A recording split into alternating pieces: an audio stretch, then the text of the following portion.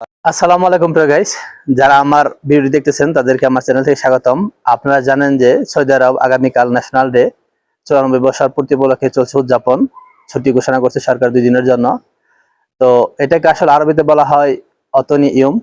তো যারা আসলে সরকারি পরিষেবা চাচ্ছেন তাদেরকে বলবো যে অন্তত আপনারা এই 2 দিন পরে যাবেন। আপনারা জানেন যে শুক্র, শনি এবং রবি, সোম এই 4 দিন কিন্তু ছুটি হয়ে গেছে অলরেডি।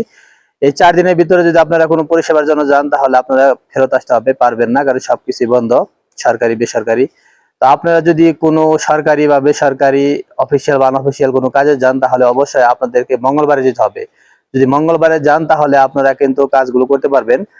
তো আশা করি দর্শক আপনারা বুঝতে পারছেন যে আমি কেননা এই ভিডিওটা দিচ্ছি, যে যাতে আপনারা হয়রানির শিকার না হন। তো অবশ্যই আপনারা মঙ্গলবার থেকে যাবেন। সোমবার পর্যন্ত যেহেতু সবকিছু অফ, তো মঙ্গলবার থেকে যাবেন। আর যারা যারা আমার ভিডিও দেখতেছেন, আমার ভিডিওকে ভালোবাসেন, আপনাদেরকে অসংখ্য ধন্যবাদ। আমার পাশে থাকবেন, আমার চ্যানেলটা সাবস্ক্রাইব করবেন এবং লাইক কমেন্ট করবেন, তাহলে অবশ্যই আরো ভিডিও বানাতে উৎসাহ হবো।